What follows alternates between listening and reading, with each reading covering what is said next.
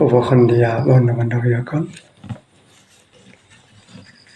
মোৰ অতিকৈ প্ৰিয়, মোৰ অতি আপোন, মোৰ কাপেদি নিগৰিত হোৱা, মোৰ পৰিশ্ৰমৰ এটা ফল, সেই মোৰ অতি আপোন, অতি প্ৰিয়, মোৰ দ্বাৰা ৰচিত এটি কবিতা আছে। কবিতাটো মই পাঠ কৰিবলৈ ওলাইছোঁ। ভুল হ'লে ক্ষমিব। মোৰ অতি প্ৰিয়, অতি আপোন কবিতাটো হৈছে মা। কবিতাৰ শিৰোনাম মা। নুৰুল আমিন চৌধুৰী, ৰঙাগড়া পথাৰ, কৌপাতি, দৰং। ৰচনাকাল 2 মে 2020 চন। মা। পিতাৰ শুক্ৰকীটবোৰ তোমাৰ গৰ্ভত স্থিতি লোৱাৰ দিনৰ পৰা মোৰ মৃত্যুলৈকে বৃত্তাকাৰে ঘূৰি থকা বৃত্তটোৰ কেন্দ্ৰবিন্দু তুমি মোৰ মা।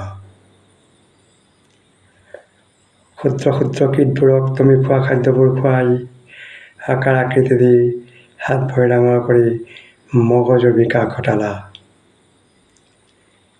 নিজৰ হাত ভৰি জুখিবলৈ তোমাৰ গৰ্ভত খেলিবলৈ এখন পথাৰ দিছিলা।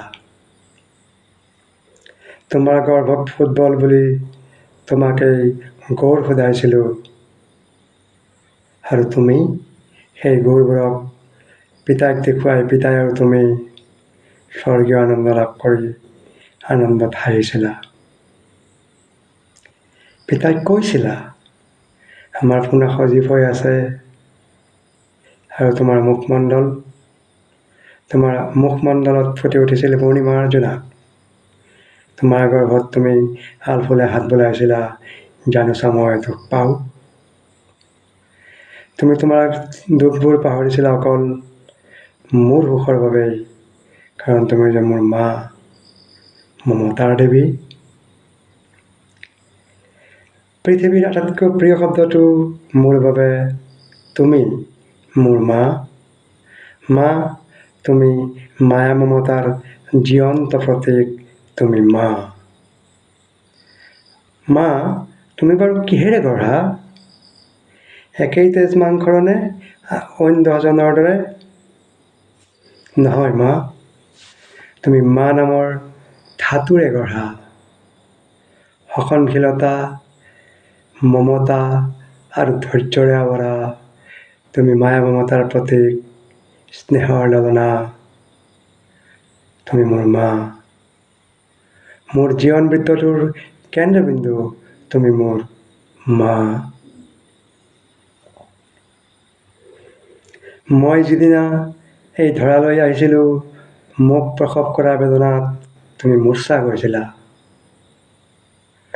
ক্ষণিক সময়ৰ বাবে মৃত্যুৰ সোৱাদ লৈছিলা। মই ভূমিষ্ঠ হোৱাৰ লগে লগে মোৰ ক্ৰন্দনৰ ধ্বনিত তুমি মূৰ্ছাৱস্থাৰ পৰা স্বাভাৱিক হৈছিলা। তোমাৰ মুখমণ্ডলত বুজাব নোৱাৰা আনন্দ আশাৰ এক ৰেঙনি দোলা দি গৈছিল। কোনে ক'ব কিছু মুহূৰ্তৰ আগত মূৰ্ছা গৈছিলা, মৃত্যুৰ সোৱাদ লৈছিলা বুলি? আৰু মোৰ গাল, মুখ, কপালত চুমাৰ বন্যা, নিজকে তুমি হৈছিলা বুলি ধন্যা। মা, তুমি অনন্যা। সেইবাবেই মই অসম সূৰ্য সুধাকণ্ঠৰ সৈতে গাওঁ, মা, তোক কিহেৰে পুজিমে মই, মা তোৰ চৰণ দুখানি। ধন্যবাদ, শুভৰাত্ৰি।